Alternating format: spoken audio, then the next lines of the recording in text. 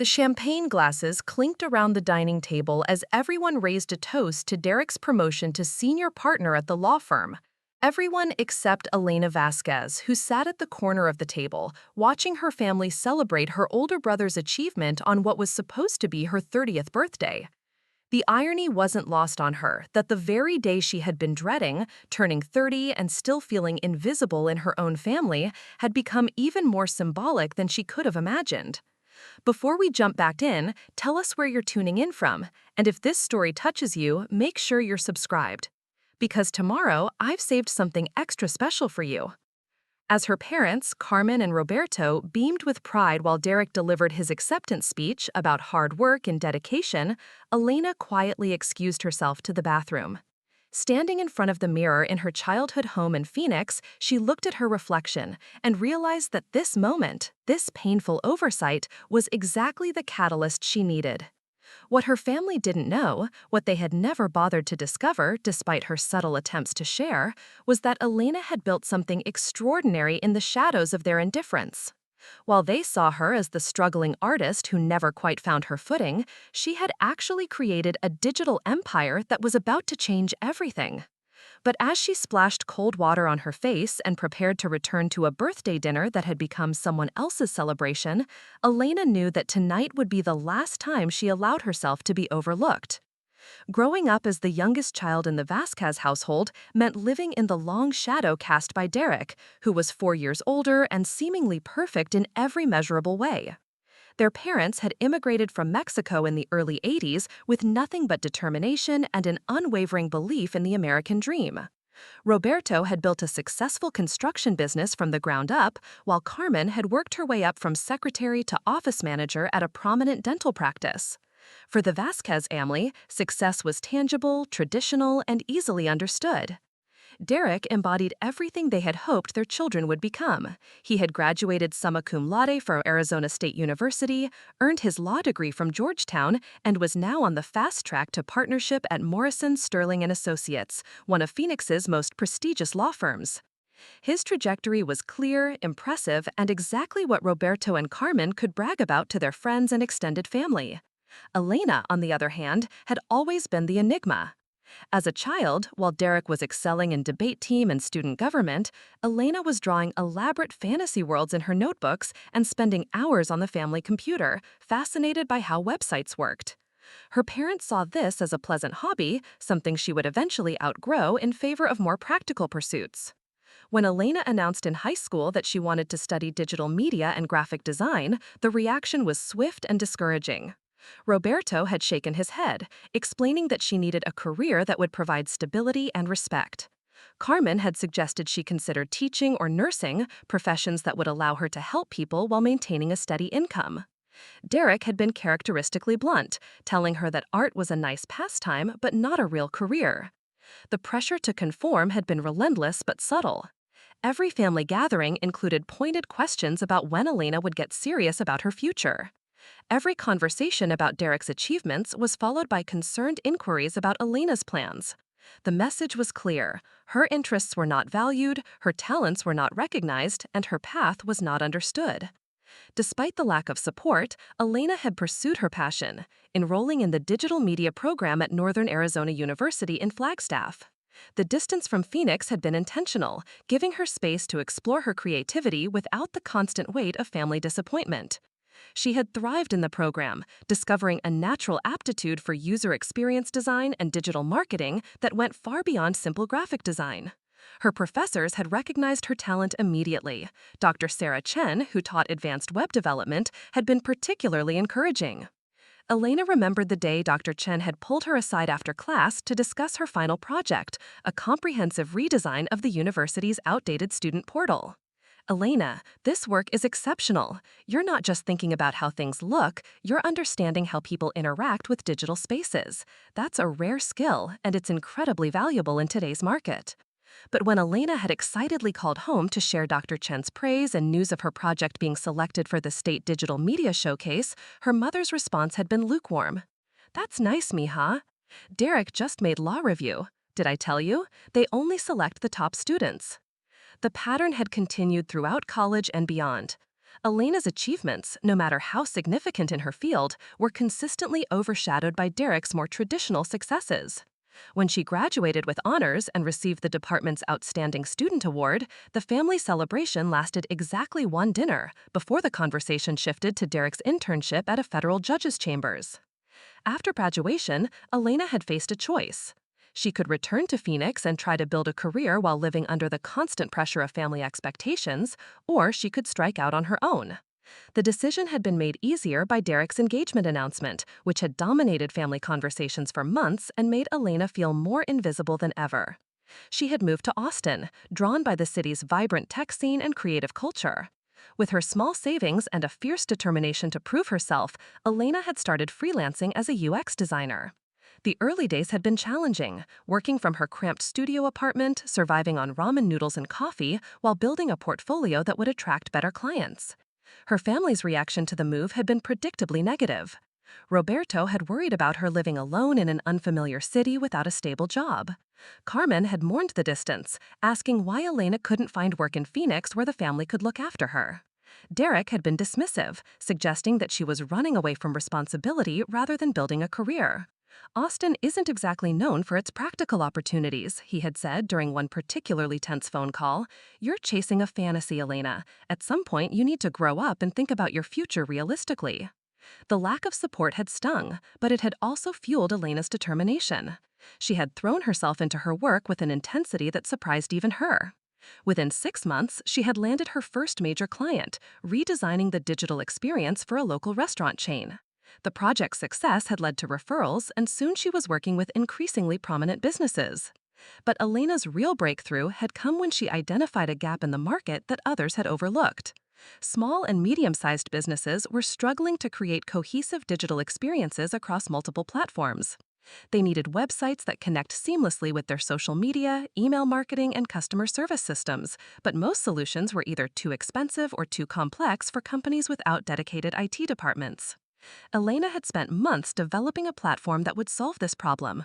Working 18-hour days in her apartment, she had created a system that allowed businesses to manage their entire digital presence from a single intuitive interface. The platform integrated website management, social media scheduling, email campaigns, customer relationship management, and analytics into one cohesive system. She had called it Connect Point, and it represented added things she had learned about user experience, digital marketing, and business operations. The platform was elegant in its simplicity, powerful in its functionality, and accessible to businesses of all sizes. The development process had been grueling and expensive. Elena had maxed out her credit cards, borrowed against her car, and worked multiple freelance projects simultaneously to fund the development. There were nights when she questioned her decision, moments when the financial pressure felt overwhelming, and days when the technical challenges seemed insurmountable. But Elena had persevered, driven by a vision that went beyond personal success. She wanted to democratize digital marketing, giving small businesses the same tools and capabilities that had previously been available only to large corporations with massive budgets. When Connect Point launched 18 months after Elena had started developing it, the response was immediate and overwhelming. The platform solved real problems for real businesses, and word spread quickly through professional networks and industry forums. Within the first month, Elena had acquired over 300 paying customers. The success was intoxicating, but also isolating. Elena was too busy managing the rapid growth to celebrate properly, and her family remained largely unaware of what she was building. During their weekly phone calls, Elena would mention her business in general terms, describing it as consulting work or helping businesses with their websites. The technical details seemed to bore her parents, and Derek was usually too focused on his own career developments to ask follow-up questions. Elena had tried to share her excitement when ConnectPoint reached its first major milestone, acquiring 1,000 customers and generating 6-figure monthly revenue. But her attempt to explain the achievement had been met with polite but distracted responses. Carmen had been planning Derek's engagement party at the time, and Roberto had been dealing with a major construction project deadline. "That's wonderful, mija," Carmen had said absent-mindedly. "Listen, I need your opinion on the centerpieces for Derek's party. Do you think the white roses or the pink ones?" The dismissal had been painful, but not surprising. Elena had learned to manage her expectations when it came to family support and recognition. She had focused instead on building relationships with other entrepreneurs, joining professional organizations, and connecting with mentors who understood her journey. Dr. Chen, her former professor, had become an informal advisor, checking in regularly and offering guidance as Elena navigated the challenges of running a growing business. Through industry conferences and networking events, Elena had met other women building tech companies, forming friendships based on shared experiences and mutual support. These relationships had sustained Elena through the difficult moments and celebrated her successes when her family couldn't or wouldn't. They understood the challenges of building something from nothing, the pressure of making payroll, the thrill of landing a major client, and the satisfaction of solving complex problems. As ConnectPoint continued to grow, Elena had made strategic decisions that positioned the company for even greater success. She had hired a small but talented team, moved into a proper office space in Austin's tech corridor, and begun exploring opportunities for expansion into new markets. The platform's user base had grown to over 10,000 businesses across 47 states, with international customers beginning to show interest. Elena had been featured in several industry publications, invited to speak at conferences, and approached by investors interested in funding the company's next phase of growth. But despite these achievements, Elena's relationship with her family remained largely unchanged. Derek's engagement had evolved into wedding planning, which had dominated family conversations for over a year. His promotion to senior associate had been celebrated with a family dinner and extensive social media posts from both parents. Elena's business milestones, meanwhile, continued to be met with polite acknowledgement at best. When she had moved ConnectPoint into its new office space, a sleek, modern facility that represented months of careful planning and significant investment, her mother's primary concern had been whether Elena was spending too much money on unnecessary luxuries. "Maybe you should save more, mija," Carmen had advised during one of their phone calls. "You never know when you might need to fall back on something more stable." The suggestion that Elena's business was unstable, despite its consistent growth and profitability, had been particularly frustrating. She had been tempted to share the real numbers, to explain that ConnectPoint was generating more revenue than Derek's law firm salary, but something had held her back. Part of her reluctance came from a desire to protect herself from further judgment or unsolicited advice. Elena had learned that her family's concerns often masked their discomfort with her unconventional path, and detailed explanations rarely changed their underlying attitudes. But there was also a growing part of Elena that was tired of seeking their validation. She had built something remarkable without their support or understanding, and she was beginning to realize that their approval wasn't necessary for her success or happiness. This realization had been both liberating and lonely. Elena was proud of what she had accomplished, but she missed having family members who truly understood and celebrated her achievements.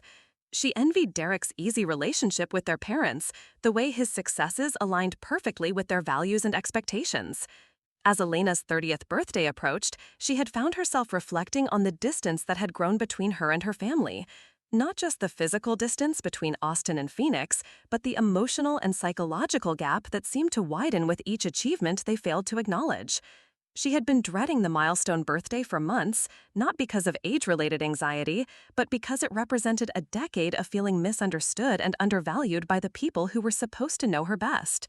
Elena had accomplished more in her 20s than she had ever imagined possible, but her family's indifference had left her questioning whether any of it mattered.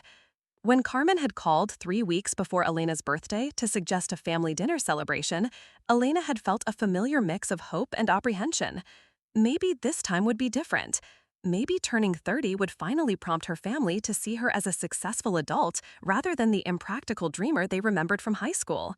The conversation had started promisingly, with Carmen expressing enthusiasm about celebrating her big birthday and Roberto suggesting they go to Estrella's, Elena's favorite Mexican restaurant from childhood.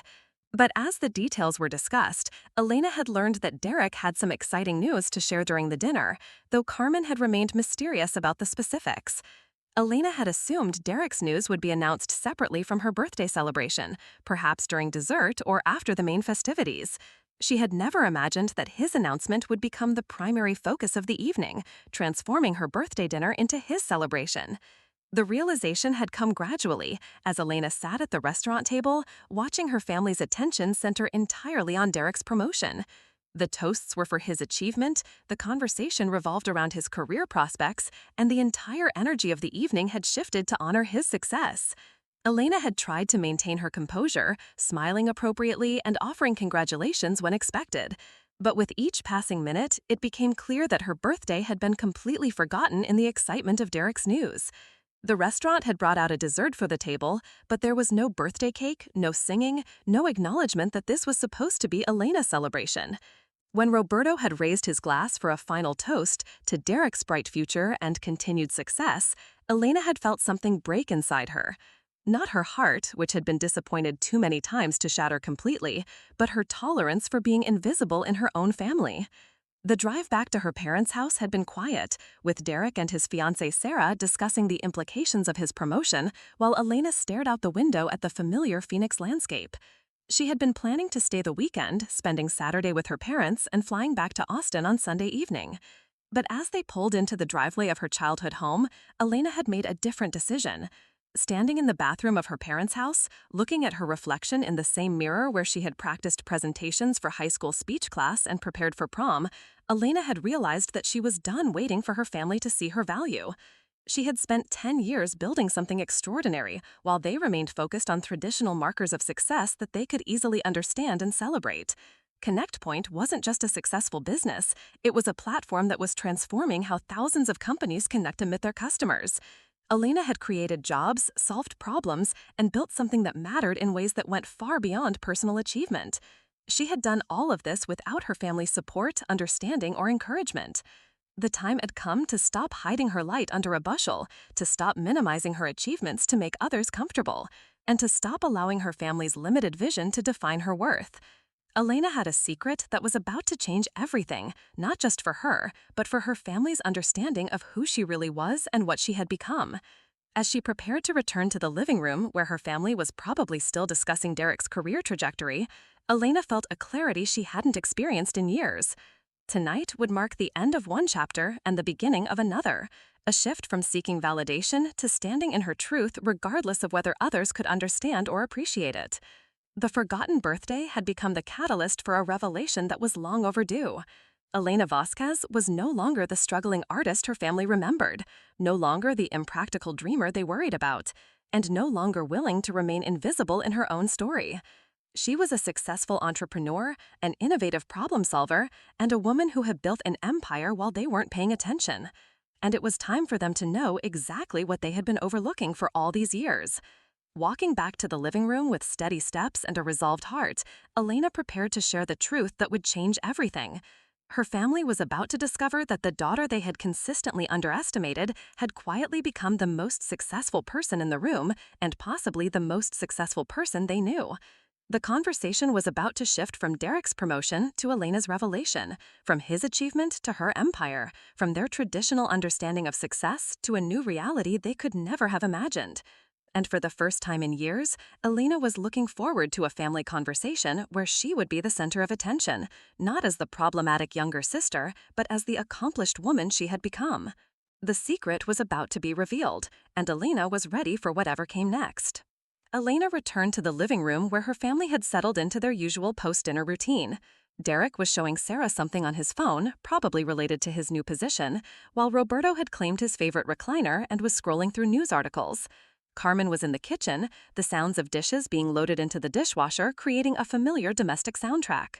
"Mija, come help me with these plates," Carmen called out, and Elena felt the automatic response to comply rising in her chest. How many times had she been the one called to help while Derek remained comfortably seated, his time considered too valuable to waste on household tasks? Instead of moving toward the kitchen, Elena remained standing in the doorway of the living room, observing her family with new eyes. These people had shaped her entire understanding of her place in the world, had influenced every major decision she had made, and yet they knew almost nothing about who she had become. "Actually, Mom, I think we need to talk, all of us." The tone in Elena's voice was different enough that Derek looked up from his phone. Carmen appeared in the kitchen doorway, dish towel in hand, her expression showing mild concern mixed with the weary patience of a mother accustomed to managing family dynamics. "What's wrong, Elena? You've been quiet all evening." Roberto muted the television, a gesture that in the Vasquez household signaled serious conversation was about to occur. In Elena's childhood, this had usually preceded discussions about grades, behavior, or future plans that needed correction. Elena moved to the center of the room, positioning herself where she could see everyone clearly. For years, she had occupied the periphery of family gatherings, content to listen and respond when addressed. Tonight felt different. Tonight, she was claiming space. "I realized something today, something that's been building for a long time, but tonight made it impossible to ignore." Sarah shifted uncomfortably on the couch, clearly sensing that she was about to witness a family confrontation that had been years in the making. Elena noticed her discomfort, but continued, her resolve strengthening with each word. "You forgot my birthday." The silence that followed was heavy with realization and guilt. Carmen's hand went to her mouth, her eyes widening as the full implications of what had happened sank in. Roberto's face showed confusion, followed quickly by regret. Derek had the grace to look genuinely ashamed. "Oh, mija," Carmen whispered, moving toward Elena with her arms outstretched. "I'm so sorry. With Derek's news and all the excitement, we got distracted, but you know we love you." Elena stepped back, gently but firmly avoiding her mother's embrace. The gesture surprised everyone in the room, including Elena herself. She had never refused her mother's comfort before, even when it came with conditions or followed disappointments. "It's not just about today, Mom. Today was just the culmination of something that's been happening my entire life."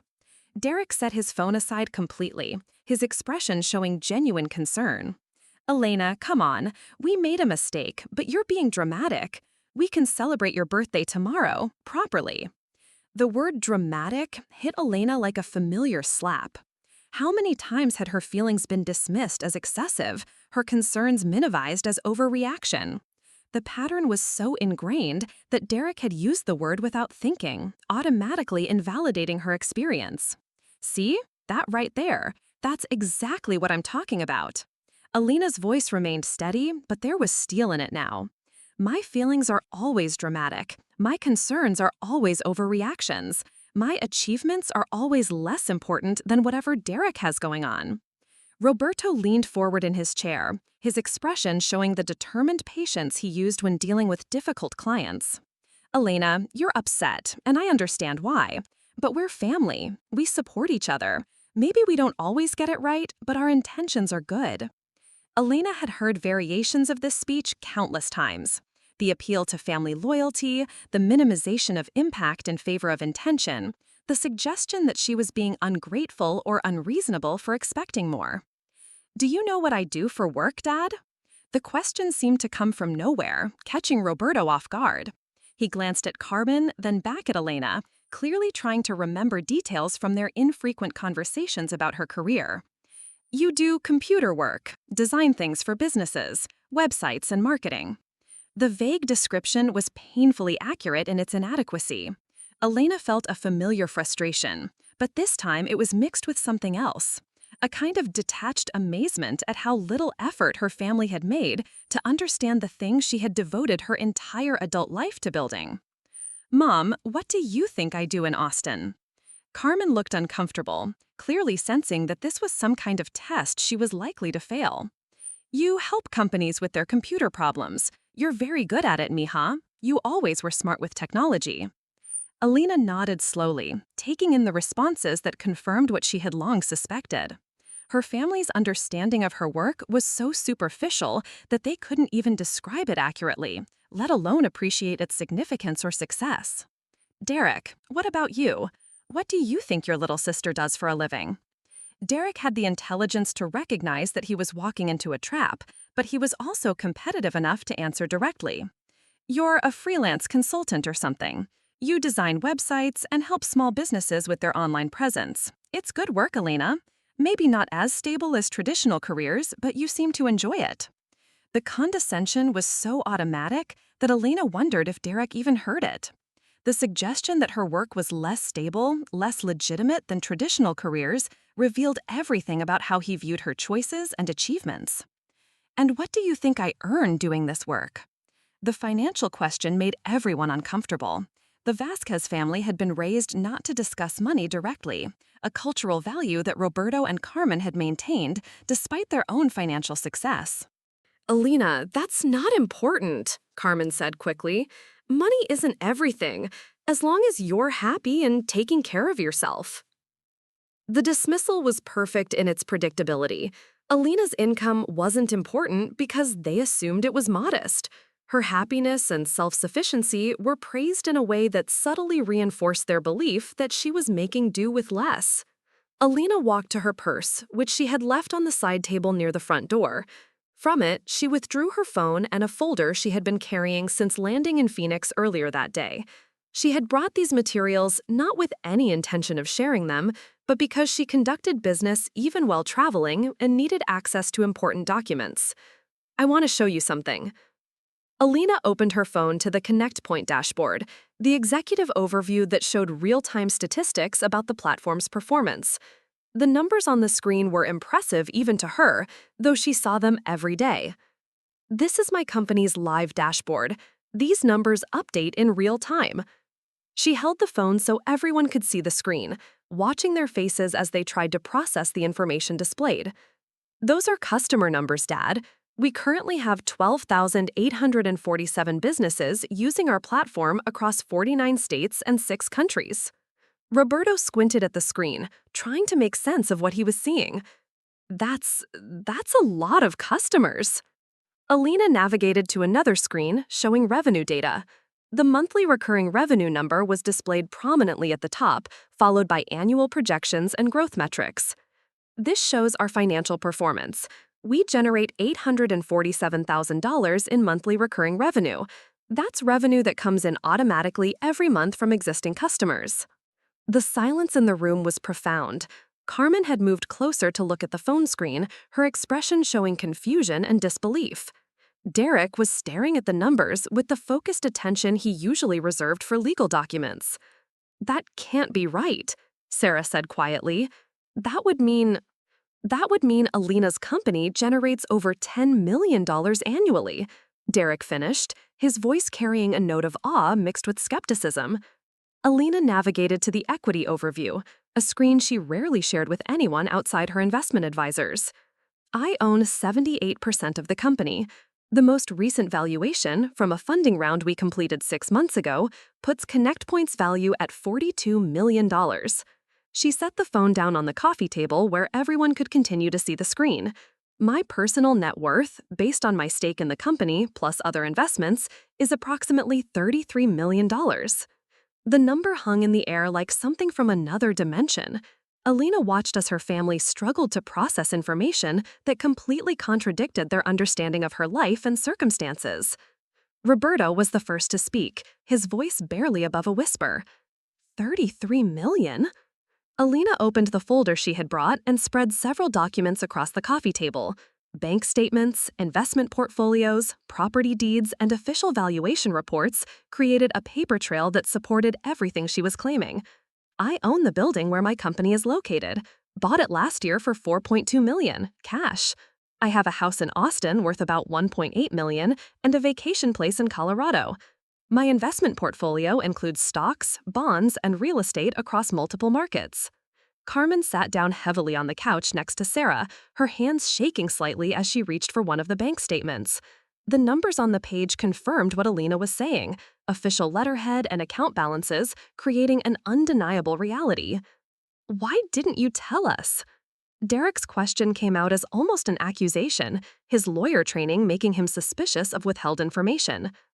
Elena considered the question carefully, knowing that her answer would determine the direction of this entire conversation. She could be diplomatic, could soften her response to spare their feelings and maintain family harmony. Or she could tell the truth completely. "I tried to tell you, many times." She moved to Roberto's recliner, sitting on the arm so she could face everyone directly. "Remember 2 years ago when I called to tell you about landing my biggest client, a restaurant chain that was expanding nationally?" Roberto nodded slowly, his expression showing he was beginning to understand where this was going. "You told me it sounded nice and asked when I was going to get a real job with benefits and stability. That client paid us $180,000 for a 6-month project." Elena turned to Carmen. "Last Christmas, I tried to tell you about moving into a new office space. You asked if I was spending too much money and suggested I be more careful with my finances." Carmen's face was flushed with embarrassment and realization. "The office space cost me $400,000 down payment. I bought the entire building because the rental market was inefficient for what I needed." I looked at Derek directly. "And you, Derek, every time I've mentioned my work, you've given me advice about finding something more stable or suggested I think about what I'll do when the tech bubble bursts." Derek had the grace to look uncomfortable. "I was trying to look out for you." Preparing and narrating this story took us a lot of time, so if you are enjoying it, subscribe to our channel. It means a lot to us. Now back to the story. Were you? Or were you uncomfortable with the possibility that your little sister might be successful in a way you didn't understand? The question hit its target. Derek's discomfort was visible, his usual confidence shaken by the realization that his assumptions had been completely wrong. Elena stood up and began pacing slowly around the room, a habit she had developed during business presentations when she needed to maintain energy and engagement. "The truth is, I stopped sharing my successes with you because none of you were interested. Every achievement was met with concern about sustainability or suggestions that I should be more practical. Every milestone was overshadowed by Derek's latest accomplishment." She gestured toward the documents spread across the coffee table. "I built this company while you worried about whether I was saving enough money. I created jobs for 47 people while you suggested I think about health insurance. I revolutionized digital marketing for thousands of small businesses while you questioned whether my work was real." Roberto cleared his throat, a gesture that usually preceded him taking control of a conversation. But when he spoke, his voice lacked its usual authority. "Elena, we had no idea. If we had known—" "What would you have done differently, Dad? Would you have been proud of me? Would you have celebrated my achievements? Would you have asked questions about my work instead of changing the subject?" The questions were pointed but not angry. Elena realized that she felt more disappointed than hurt, more resigned than indignant. The revelation wasn't bringing her the satisfaction she had imagined it would. Sarah, who had been silent throughout the exchange, spoke carefully. "Elena, this is incredible. You've built something amazing, but I can understand why your family is struggling with this information. It's a lot to process." Elena appreciated Sarah's attempt to mediate, but she wasn't looking for understanding at this point. She was looking for acknowledgement and perhaps accountability. "The hardest part wasn't building the business, Sarah. The hardest part was succeeding despite my family's indifference, and then watching them celebrate achievements that paled in comparison to what I was accomplishing." Carmen stood up abruptly, moving toward Elena with tears in her eyes. "Mija, we are proud of you. We've always been proud of you." Elena allowed her mother to embrace her this time, but she didn't return the gesture with her usual warmth. "Are you, Mom? Are you proud of who I actually am? Or are you proud now that you know I'm wealthy?" The question exposed something uncomfortable that Elena hadn't even fully admitted to herself. Part of her motivation for this revelation was to test whether her family's love was conditional on their understanding of her success. Carmen pulled back, searching Elena's face. "That's not fair. We love you no matter what." "But you respect me now, don't you? Now that you know I'm successful in terms you can understand." The silence that followed was answer enough. Elena felt a complex mix of vindication and sadness. She had been right about her family's values and priorities, but being right didn't make the realization less painful. Derek stood up and walked to the coffee table, picking up one of the valuation reports and studying it carefully. "This is real. All of this is real." Elena nodded. "ConnectPoint is featured regularly in industry publications. We're considered one of the most innovative platforms in digital marketing. I've been invited to speak at conferences, serve on advisory boards, and I'm currently in discussions with 2 major investors about expansion opportunities." She retrieved her phone and navigated to a Google search of her name. The results showed dozens of articles, interviews, and professional profiles documenting her success and industry recognition. This is who I've become while you weren't paying attention. Roberto had been studying the financial documents with the careful attention he brought to construction contracts. Elena, this level of success, why did you let us worry about you? Why did you let us think you were struggling? The question revealed something Elena found almost amusing. Even now, faced with undeniable evidence of her success, Roberto was making it about their feelings rather than her experience. I wasn't struggling, Dad. You assumed I was struggling because my path didn't match your definition of success. Elena moved to the window that looked out onto the street, where she had learned to ride a bicycle, had been picked up for high school dates, had left for college with hopes and dreams that seemed impossibly naive now. I let you think whatever you wanted to think, because correcting your assumptions became exhausting.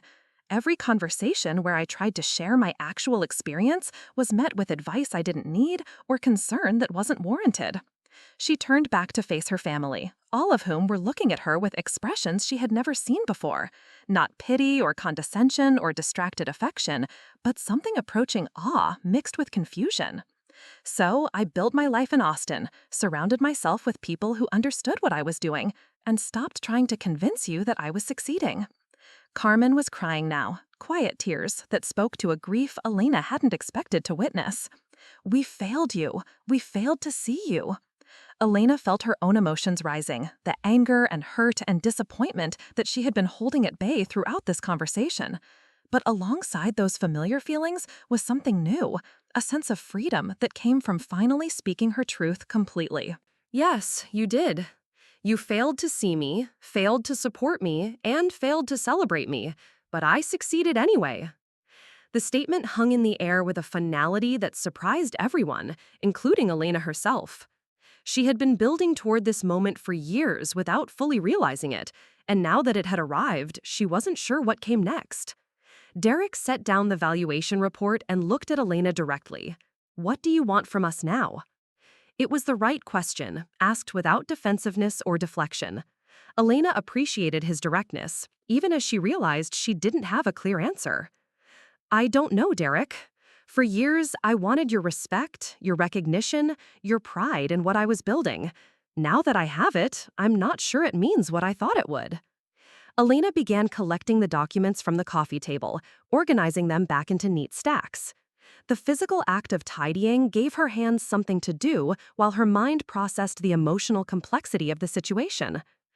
I think what I want is for you to understand that I didn't need your approval to succeed, but I wanted it.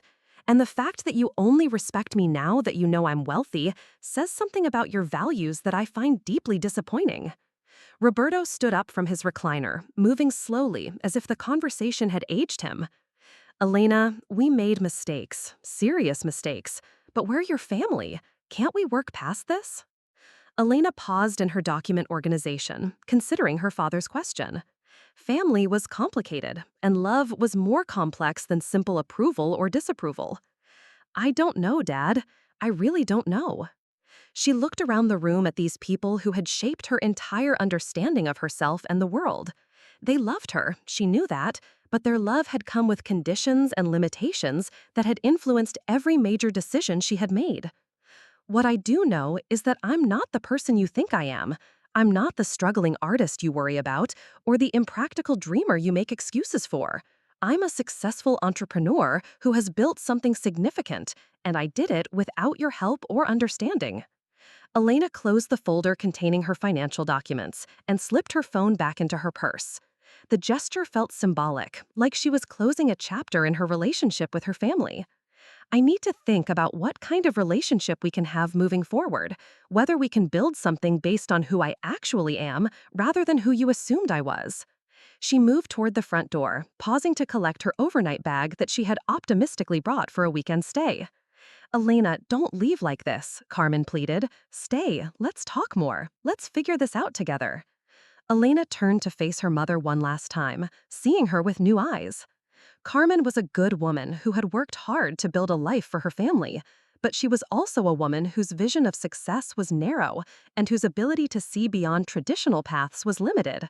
Mom, I've spent 30 years trying to figure out how to be the daughter you wanted. Now I need time to figure out how to be the daughter I actually am. Elena opened the front door and stepped into the warm Phoenix evening. Behind her, she could hear her family talking in urgent, hushed tones, probably trying to process what had just happened and figure out how to respond. For the first time in her adult life, Elena didn't care what they thought of her choices. She had finally spoken her truth completely, and whatever happened next would be based on reality rather than assumptions and misunderstandings. The Uber she had called was already waiting at the curb, the driver scrolling through his phone while soft music played from the speakers. Elena settled into the back seat and gave him the address of her hotel, a luxury property in Scottsdale where she had booked a suite for the night. As the car pulled away from her childhood home, Elena felt a complex mix of emotions. Relief at finally speaking her truth, sadness at the state of her family relationships, and uncertainty about what came next. But underneath all of that was something she hadn't felt in a long time when it came to her family: peace. She had stopped pretending to be someone she wasn't, stopped accepting treatment that diminished her worth, and stopped waiting for validation that might never come on terms she could accept. Elena Vasquez was no longer the forgotten daughter, the overlooked sister, or the disappointing child who couldn't live up to traditional expectations. She was a successful entrepreneur, an innovative leader, and a woman who had finally learned to value herself regardless of whether others could understand or appreciate her achievements. The revelation was complete, the truth was spoken, and Elena was finally free to be exactly who she had become. The suite at the Four Seasons Scottsdale was everything Elena had needed after the emotional intensity of the evening. Floor-to-ceiling windows offered a panoramic view of the desert landscape, the lights of Phoenix twinkling in the distance like fallen stars. She had ordered room service, something simple that she could eat while processing the seismic shift that had just occurred in her family relationships. Her phone had been buzzing constantly since she left her parents' house, a steady stream of messages and missed calls from family members trying to process what had just happened. Elena had silenced the notifications, needing space to think before engaging with any attempts at damage control or reconciliation. The financial documents were spread across the suite's dining table, a tangible reminder of the reality she had finally shared. Looking at the numbers now, Elena felt a strange disconnect between the person who had built this empire and the woman who had sat at her family's dinner table feeling invisible just hours earlier. She had been Elena the overlooked daughter for so long that Elena the successful entrepreneur felt like a character she was playing rather than her authentic self. But tonight had changed something fundamental. She could no longer pretend to be smaller than she was, could no longer accept treatment that diminished her accomplishments, and could no longer wait for validation from people who had consistently failed to see her value. The first text message she finally read was from Derek, sent just 20 minutes after she had left the house. "Elena, I know I screwed up. We all did. But I need you to know that I'm proud of you. I've always been proud of you, even when I was too stupid to show it properly." The message was followed by several others, each attempting to express sentiments that Derek had apparently never found the words for during their actual interactions. Elena appreciated the effort, but she also recognized the pattern. Crisis prompts clarity, but would that clarity survive once the shock wore off? Carmen's messages were longer and more emotional, filled with apologies and explanations that revealed how little she had understood about Elena's experience. "Mija, I keep thinking about all the times you tried to tell us about your work and we didn't listen properly. I see now that we were so worried about you that we never celebrated what you were building. Please don't shut us out completely." Roberto's single message was characteristically direct. "I was wrong about your career and your choices. I'd like the chance to learn about what you've built and who you've become, but I understand if you need time." Elena set the phone aside and walked to the window, looking out at the desert landscape that had shaped her childhood. The Arizona mountains in the distance were silhouetted against the night sky, ancient and permanent in a way that made human conflicts seem temporary by comparison. She thought about the version of herself who had left Phoenix 5 years earlier, full of determination, but also carrying the weight of her family's doubts and concerns. That Elena had been driven partly by a desire to prove them wrong, to build something they would be forced to recognize and respect. Now that she had achieved that recognition, Elena realized that her motivation had evolved. The business she had built was no longer about proving anything to her family or anyone else. ConnectPoint had become something larger than personal validation, a platform that genuinely helped people solve problems and achieve their goals. The knock at her suite door interrupted her reflection. Room service had arrived with the simple meal she had ordered, along with a bottle of champagne she hadn't requested. The server, a young woman about Elena's age, smiled as she arranged the items on the table. "Compliments of the management," she explained when Elena asked about the champagne. "The concierge mentioned you were celebrating a milestone birthday." Elena tipped the server generously and settled down to eat, struck by the irony that a stranger had acknowledged her birthday while her own family had forgotten it entirely. The champagne remained unopened as she ate and continued reading the messages that had accumulated on her phone. Sarah had sent a thoughtful note expressing admiration for what Elena had accomplished and apologizing for witnessing such a difficult family conversation. "I can see why you felt invisible," she wrote. "Derek talks about work constantly, but he's never mentioned your business even once.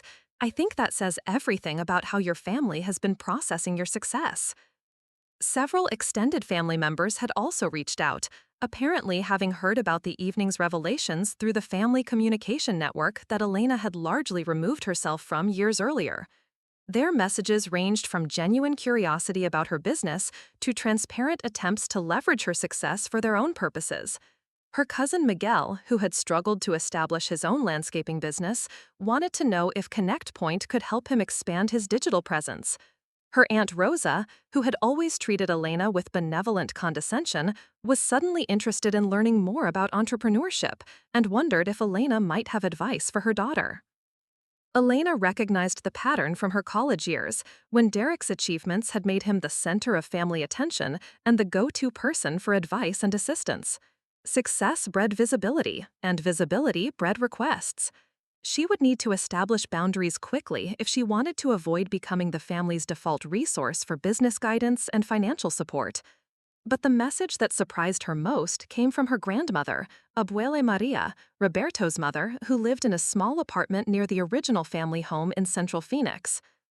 At 87, Abuela Maria was not technologically sophisticated, so her message had been dictated to Elena's cousin and sent as a voice recording. "Mija, your cousin told me what happened tonight. I want you to know that I always saw the fire in you, even when you were little. You were different from Derek, but different isn't wrong. Your parents worry because they love you, but sometimes love makes people blind to what's right in front of them. I'm proud of what you built, and I hope you come see me soon." The message brought tears to Elena's eyes, not just because of the validation, but because it came from the person in her family whose opinion she had always valued most. Abuela Maria had immigrated to the United States as a young woman with nothing but determination and resourcefulness. She had worked multiple jobs to support her family, had learned English at night school, and had instilled in her children and grandchildren the belief that anything was possible with hard work and perseverance. Elena realized that her grandmother had probably understood her entrepreneurial drive better than anyone else in the family, seeing in Elena's unconventional path an echo of her own journey as an immigrant building something from nothing. She decided to call Abuela Maria back, knowing that her grandmother stayed up late watching telenovelas and wouldn't mind the interruption. "Mija, I was hoping you would call," her grandmother said in Spanish, her voice carrying the warmth and strength that Elena remembered from childhood. They spoke for nearly an hour, Elena explaining her business in terms that her grandmother could understand and relate to. Abuela Marina asked thoughtful questions about her employees, her customers, and the problems her platform solved, showing more genuine interest in the details than Elena's parents had ever demonstrated. "You know, Elena, when I came to this country, people told me I should be grateful for any job I could get. They said I shouldn't expect too much, that I should be satisfied with cleaning other people's houses and taking care of their children." Elena remembered these stories from her childhood, tales of discrimination and limitation that her grandmother had shared as cautionary reminders about the importance of education and persistence. "But I knew I could do more. I saw opportunities that other people couldn't see, ways to build something better for my family. Your parents, they achieved the American dream by following the rules, by doing what was expected. But you, mija, you're creating your own rules. The conversation continued with Abuela Maria sharing stories about Elena's childhood that revealed a pattern Elena had forgotten. The elaborate business plans she had drawn up for selling lemonade, complete with marketing strategies and profit projections. The neighborhood newsletter she had created and distributed when she was 12, selling advertising space to local businesses. The tutoring service she had established in high school, helping classmates with computer skills while earning money for college. You were always building something, Abuela Maria observed, always seeing how to make things better, more efficient, more connected. Your parents worried because they couldn't understand what you were doing, but I could see that you had the same spirit I had when I came here with nothing. Elena had never made this connection before, never recognized that her entrepreneurial instincts were part of a family tradition that went back generations. Her grandmother's journey from poverty to stability required the same skills Elena used every day, identifying opportunities, solving problems creatively, and building something valuable from available resources. Abuela, why didn't my parents see this connection? Her grandmother was quiet for a moment, considering the question with the wisdom that came from decades of observing family dynamics and human nature. Your parents succeeded by being careful, by following paths that others had proven safe. They wanted that same security for you and Derek, but they forgot that security can also be a cage. They love you, mija, but their love made them afraid for you instead of proud of you. The insight helped Elena understand her parents' behavior in a new way. Their concerns and criticisms hadn't been malicious or deliberately dismissive. They had been expressions of fear, attempts to guide her toward what they believed would be a safer and more predictable life. But you built something beautiful anyway, Abuela Maria continued. You found your own way, just like I did, just like every generation has to do. Now your parents can see what you accomplished, and maybe they can learn to be proud instead of afraid. After ending the call with her grandmother, Elena felt a sense of perspective that had been missing from her earlier emotional processing. Her family's failure to recognize her success wasn't just about their values or priorities. It was also about their fears, their limitations, and their inability to see beyond their own experiences and expectations. This understanding didn't excuse their behavior or minimize the impact it had had on Elena's life, but it did provide a framework for thinking about reconciliation and moving forward. Change was possible if her family could acknowledge their mistakes and commit to seeing her differently. Elena opened her laptop and began drafting an email to her immediate family, something she could send the following morning after everyone had had time to process the evening's revelations. I've been thinking about our conversation tonight and trying to understand how we got to this point. I realize that we've all been operating from different assumptions about success, family, and what it means to support someone you love. For years, I interpreted your concerns about my career as judgments about my choices and capabilities. You probably saw those same concerns as expressions of love and protectiveness. The disconnect between our perspectives created a situation where I felt unseen and undervalued, while you believed you were being supportive. What happened tonight wasn't just about my birthday being forgotten or my business success being revealed. It was about a fundamental misunderstanding that has shaped our relationships for the past decade.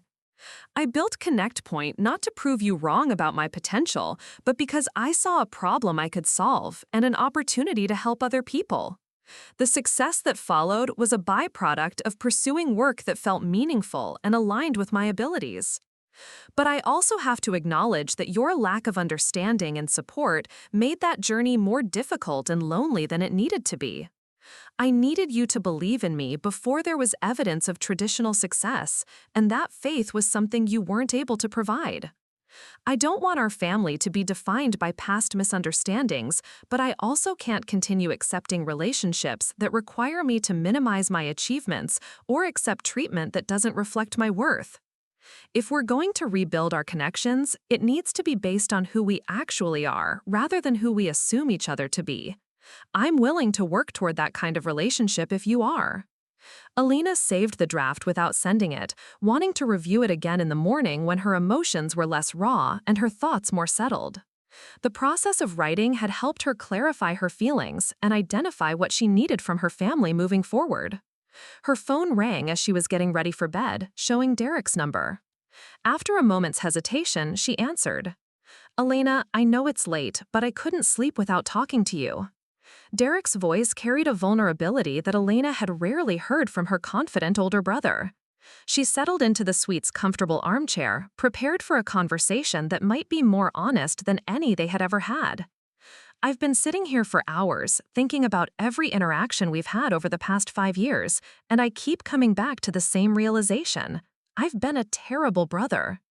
Elena didn't respond immediately, allowing Derek the space to continue without interruption or reassurance. Not terrible in an obvious way, not cruel or deliberately hurtful, but terrible in my complete inability to see you clearly or appreciate what you were building. Derek paused, and Elena could hear him taking a deep breath before continuing. Do you remember when you called last year to tell us about hiring your 10th employee? I congratulated you and then immediately started talking about the partners at my firm and how competitive the promotion process was. I made your achievement about my own career anxiety. Elena did remember the conversation, though she hadn't analyzed Derek's response as deeply as he apparently had. I've done that constantly, Elena. Used your successes as springboards to discuss my own concerns or achievements. And when I gave you advice about finding more stable work or thinking about the future more practically, I was really talking to myself about my own fears and insecurities. Elena found Derek's analysis surprisingly insightful. What fears? That I chose my career for the wrong reasons. That I'm successful according to other people's definitions, but not according to my own values. That I've been so focused on meeting expectations that I've never figured out what I actually want to do with my life. Derek's honesty was creating space for a different kind of conversation than they had ever had, one based on mutual vulnerability rather than competitive positioning. When I saw those financial documents tonight, my first reaction wasn't pride or excitement for you. It was jealousy mixed with something close to panic. You've built something that's entirely yours, something that reflects your values and vision. I've spent my career trying to impress people whose approval I'm not even sure I want. Elena understood the feeling Derek was describing. She had experienced her own version of it during the early years of building Connect Point, when the uncertainty and unconventional nature of her path had sometimes made her question whether she was being foolish rather than brave. Derek, you're successful in your field. You're respected, well compensated, and making a difference in people's lives through your legal work. That has value, even if it doesn't align perfectly with every aspect of your personality. Maybe, but I've never felt the kind of excitement about my work that I could hear in your voice tonight when you talked about your platform and your customers. Even in the middle of a difficult conversation with the family, you lit up when you described what Connect Point does. Elena realized that Derek was right. Despite the emotional complexity of revealing her success, she had felt genuine enthusiasm when explaining how her platform helped businesses connect with their customers more effectively. I want that kind of alignment between my work and my values, Derek continued, and I want to be the kind of brother who celebrates your achievements instead of making them about myself. The conversation continued for another 40 minutes, covering topics they had never discussed directly. Derek's ambivalence about his career path, Elena's loneliness during the early years of building her business, and their shared sense that their family relationships had been shaped more by expectations than authentic understanding.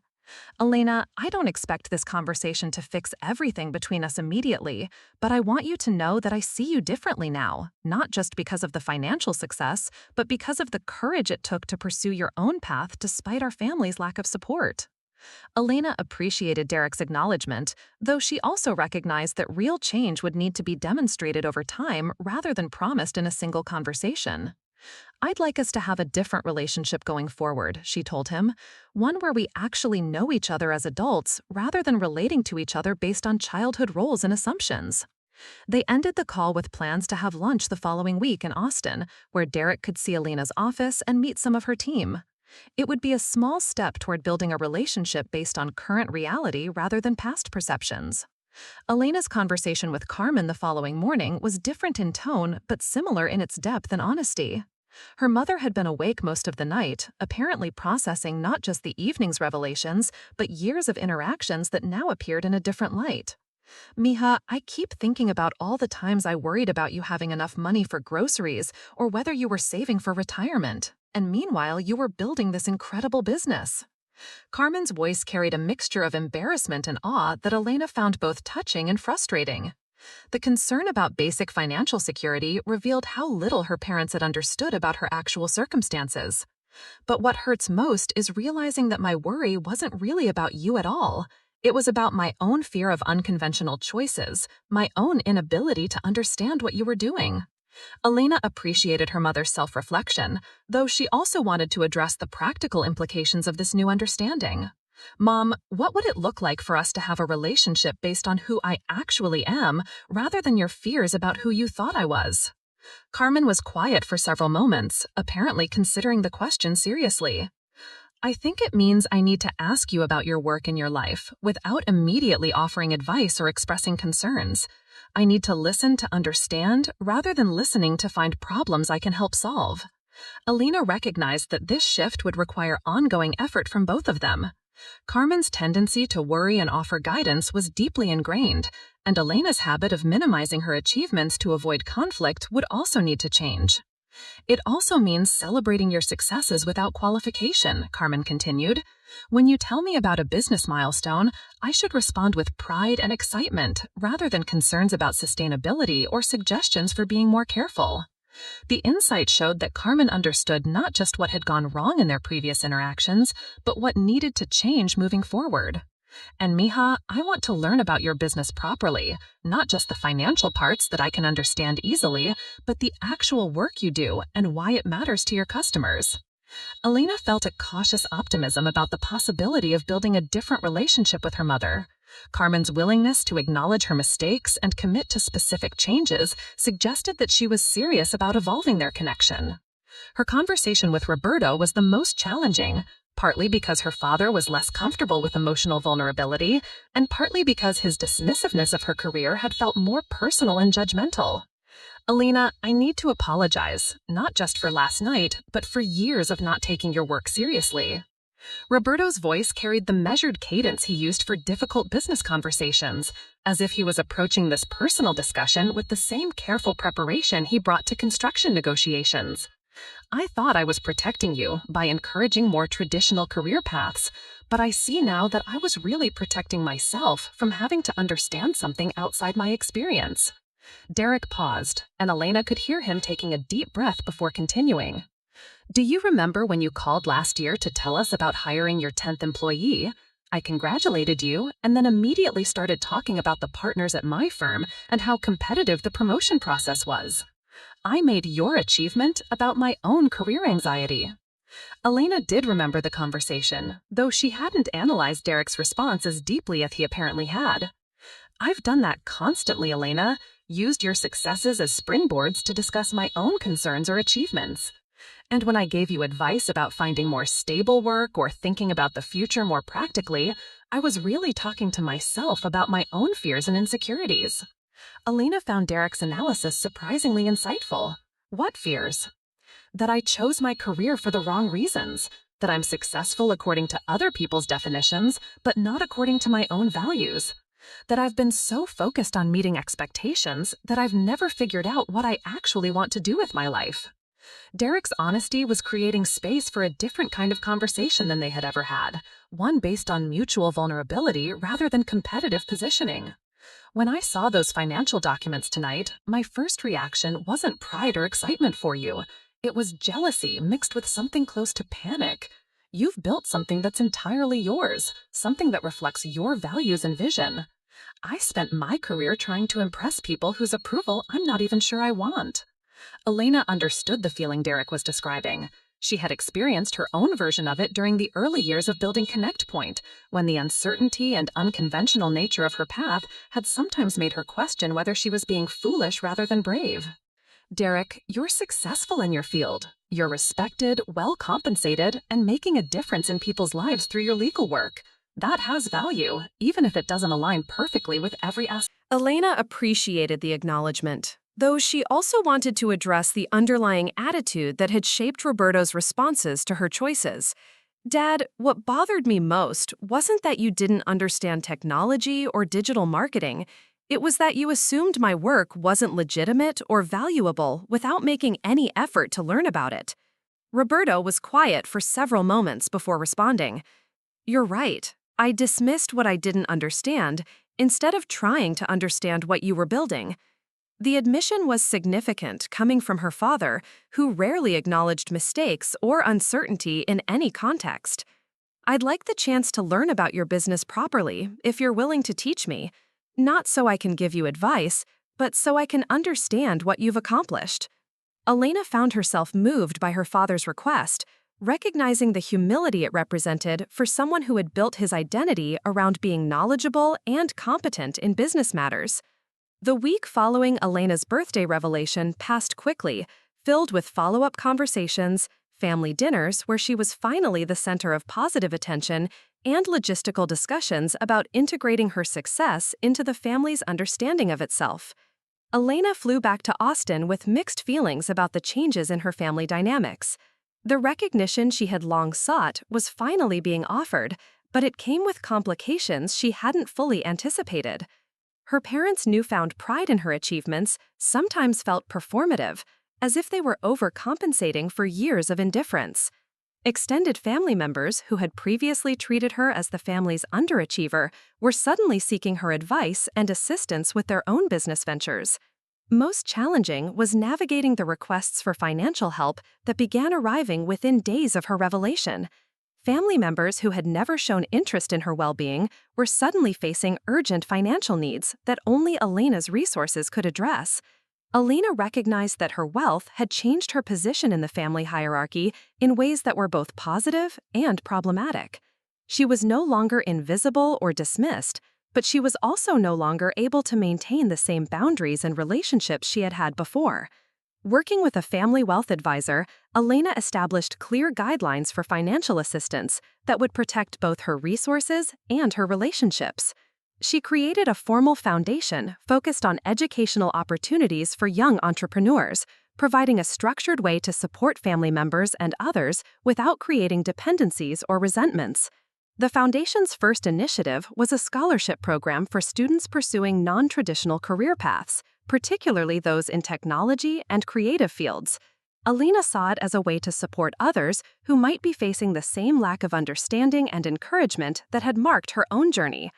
Derek followed through on his commitment to visit Austin, spending 2 days meeting Elena's team and learning about ConnectPoint's operations.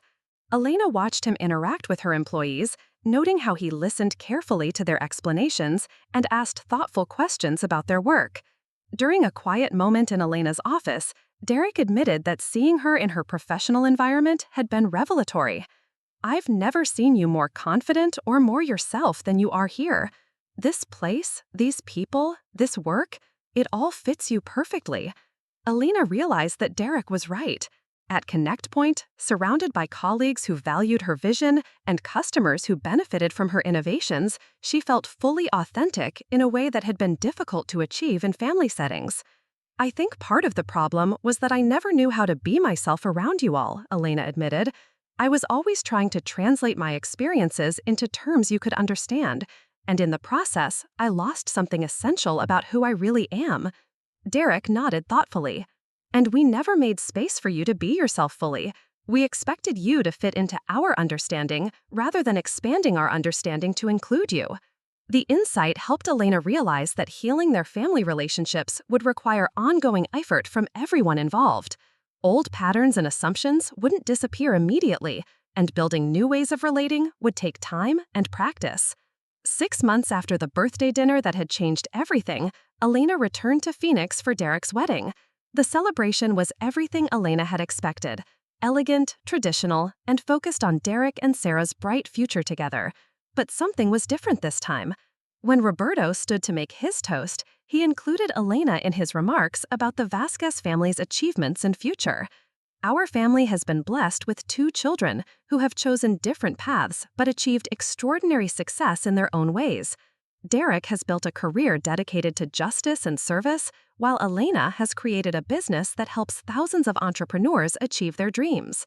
The acknowledgement was brief but meaningful. representing a fundamental shift in how Elena's achievements were positioned within the family narrative. During the reception, Elena found herself in conversations with relatives and family friends who were genuinely interested in learning about her work. The questions were thoughtful and respectful, focused on understanding her innovations rather than questioning her choices. Carmen approached Elena during the dancing portion of the evening, her expression showing a mix of pride and regret. "Mija, watching you tonight, seeing how people respond to you and respect what you've built, I keep thinking about how much time we wasted not seeing you clearly." Elena took her mother's hand, feeling the complexity of love mixed with disappointment that would probably always characterize their relationship. "We can't change the past, Mom, but we can make sure the future is different." Carmen squeezed Elena's hand, her eyes bright with tears and determination. "That's exactly what we're going to do." As the evening wound down, Elena reflected on how much had changed since her 30th birthday 6 months earlier. The relationships with her family weren't perfect, and probably never would be, but they were honest now in a way they had never been before. Elena had stopped trying to be the daughter her parents had wanted and had started being the daughter she actually was. Her family had stopped seeing her through the lens of their fears and limitations and had begun recognizing her for her actual achievements and character. The transformation hadn't been easy or immediate, but it had been necessary for all of them. Elena could finally be fully present with her family without hiding essential parts of herself, and they could finally see and celebrate her without the distortion of their own anxieties and assumptions. Standing on the terrace of the wedding venue, looking out at the Arizona landscape that had shaped her childhood, Elena felt a deep sense of completion. She had built something extraordinary in Connect Point, something that mattered beyond personal success or family validation. But more than that, she had built a life that reflected her values, surrounded herself with people who saw and appreciated her authentic self, and finally found the courage to demand the respect and recognition she deserved. The forgotten birthday had become the catalyst for a transformation that went far beyond her family relationships. Elena had discovered her own worth, independent of external validation, had learned to advocate for herself without apology, and had created a foundation for relationships based on honesty rather than accommodation. As she prepared to return to Austin the following day, Elena knew that her relationship with her family would continue evolving. There would probably be setbacks and misunderstandings, moments when old patterns reemerged and new boundaries needed to be established. But the fundamental shift had occurred. Elena was no longer the forgotten daughter, or the invisible sister, or the disappointing child who couldn't meet traditional expectations.